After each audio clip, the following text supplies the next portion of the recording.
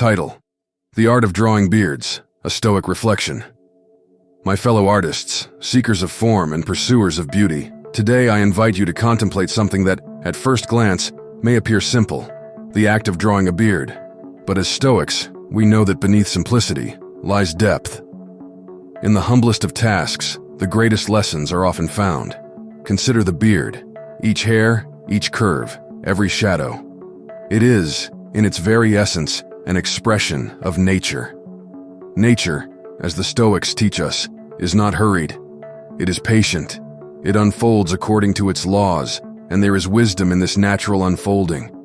So too must we approach our work, with patience, with mindfulness, and with intention. Let us begin with the first stroke of the pencil. Do not rush. Take a moment to appreciate the blankness of the page before you. Seneca tells us that we should welcome silence and solitude as companions, for in that stillness we find clarity.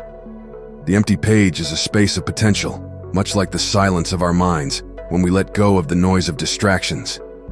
As we prepare to draw, we must first prepare ourselves. Epictetus said, "First, say to yourself what you would be, and then do what you have to do." Likewise, say to yourself what you would draw: a beard, a texture, a story. Before your hand moves, your mind must be still and clear, focused only on what is before you. Now, let the pencil meet the page. The first line is drawn, not with the expectation of perfection, but with the acceptance of imperfection. For no single line is flawless, and no beard, however meticulously rendered, can capture the full essence of the real thing. But this does not concern the Stoic artist. Our task is not to control the outcome, but to control our effort. As Marcus Aurelius reminds us, you have power over your mind, not outside events. Realize this, and you will find strength. Each hair we draw is a testament to our discipline. Every flick of the wrist, every stroke of shading, is a practice of perseverance. And what is perseverance if not the very essence of the Stoic life?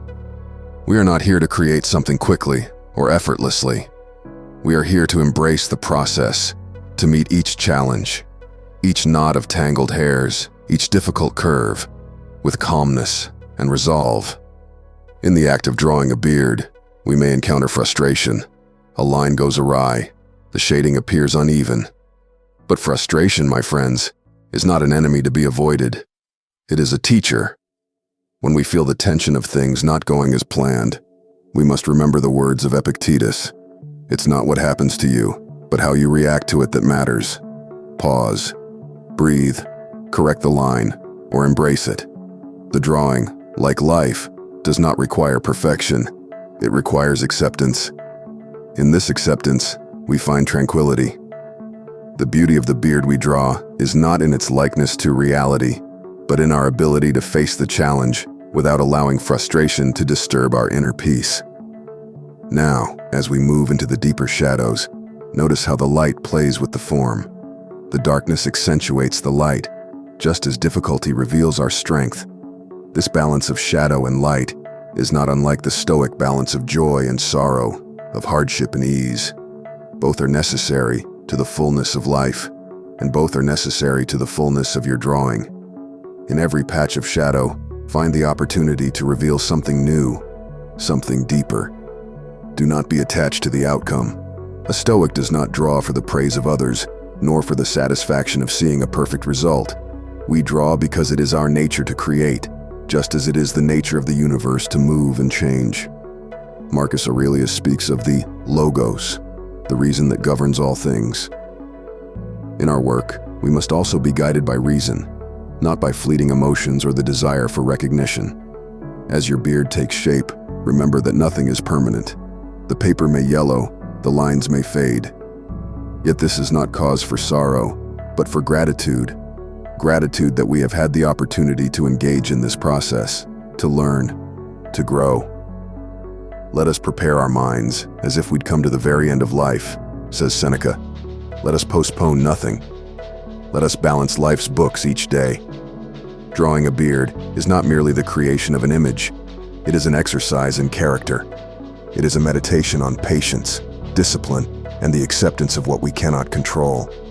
We cannot force the pencil to do what it does not want to do, just as we cannot force life to bend to our will. But we can choose how we respond to every stroke, every challenge, every moment. In the end, the beard on the page is not the goal. The goal, my fellow artists, is the cultivation of virtue. Virtue in our effort, virtue in our focus, virtue in our ability to remain calm, steady, and determined in the face of every challenge. As you lay down the final stroke, reflect on the journey you have just taken.